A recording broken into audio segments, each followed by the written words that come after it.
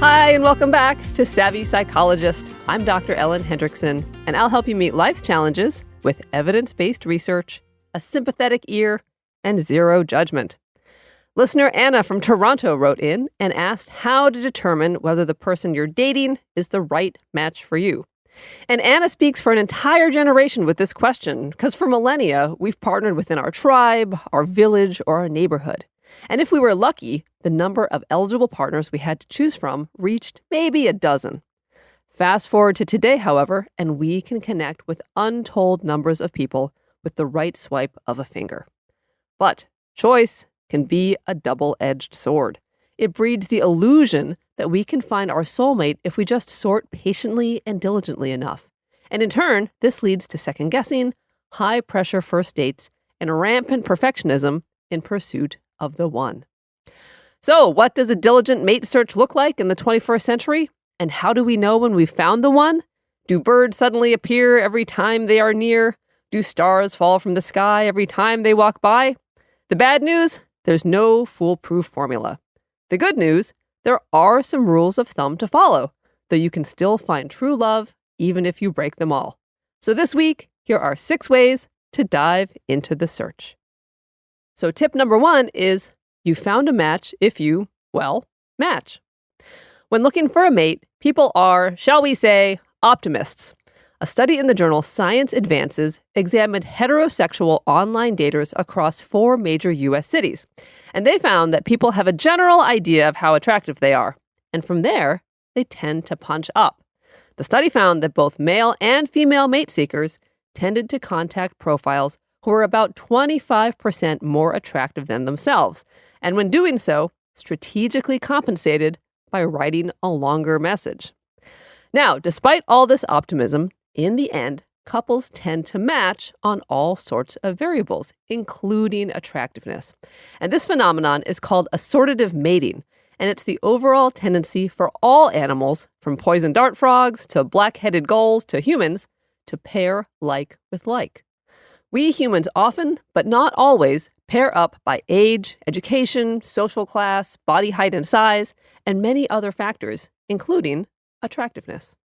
There are, of course, many exceptions to this rule. Ugly rock stars marrying supermodels is just the beginning, but in general, your perfect match will be exactly that, a match on many different variables. Tip number 2, shared values set you up for a shared life. Even more important than matching on physical and demographic stats, shared values set you up for the long haul. Again, exceptions abound, but agreeing on, for example, the importance of education, how you spend money, the place of religion in your lives, your political leanings, and more can create a solid foundation for a future together. You don't have to agree on everything, but connecting on the fundamentals means smoother sailing through the years. Tip number 3. Your partner's personality can hint to whether or not they'll cheat. Infidelity is a deal breaker for many relationships, and while there's no crystal ball for cheaters, you can read your partner's personality with some accuracy. So in personality research lingo, individuals low on conscientiousness, low on agreeableness, and high on openness are more susceptible to cheating. Okay, so what does this mean exactly? Well, people low in conscientiousness are careless, disorganized, and unreliable. They're the ones who may or may not show up when they said they would. Folks low in agreeableness are unkind, distant, and uncooperative. They're basically the opposite of kind and considerate. And those high in openness can be thrill seekers, always looking for something new and different. So together, it's a high-risk mix for cheating. An even redder flag is a partner with traits from what's called the dark triad: narcissism, psychopathy, and Machiavellianism.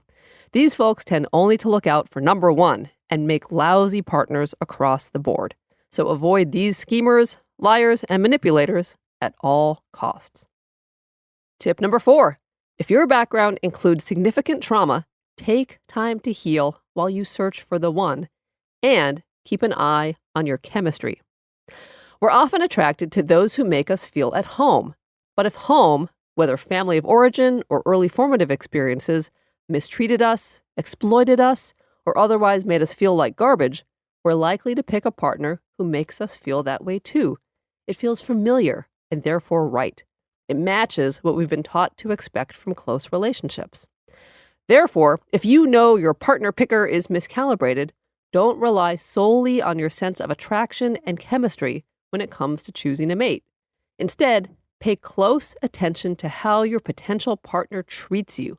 Look at their behavior over time, not just the thumpity-thump of your heart. This is really hard when you're the one involved, so get lots and lots of outside perspective and feedback from trusted friends and, if applicable, your therapist.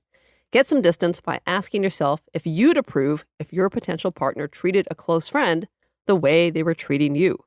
If the answer is no, take some time to reflect and rethink. Tip number 5 is take a page from optimal stopping theory. Listener Anna writes that in her quest to find a good match, she can get bogged down in overanalyzing, and she asks what the best strategy is to assess fit. Well, it turns out there is a strategy, a mathematical solution called the odds algorithm. Now, the math is over most of our heads, but whether you have several dozen options or several million, the rule says to first reject a fair chunk of the options, and then go with the first available option that is better than every other option rejected thus far. Now, it turns out you can use this rule of thumb in hiring staff, buying a house, and lots of other decisions, including finding a life partner. Essentially, it boils down to this. Don't settle down too early. Spend some time looking. But after you've gotten to know what's out there, when you meet someone who's a better match for you than anyone you've met thus far, it's time to stop and commit. Which brings us to tip number 6. When you find the one, commit. In general, people prefer to make reversible decisions, like buying a sweater that can be returned, or, germane to our topic, getting married with the option to divorce, rather than a more permanent decision. This makes sense, but a study in the prestigious Journal of Personality and Social Psychology found that people are often happier without the burden of choice. Why? Well, it turns out people adapt to events more quickly when they cannot undo them. And this may be why so many arranged marriages work out just fine. Heck, it even worked for more than one of the reality TV couples on Married at First Sight. So, don't pull up to your partner's house with a U-Haul and a thought in the back of your mind that you can keep your options open. Instead, jump in with both feet and commit. Counterintuitively, you'll likely be happier if there's no easy way out. All in all, while it would be nice to weigh all the options exhaustively, we just can't sort through everyone on the planet.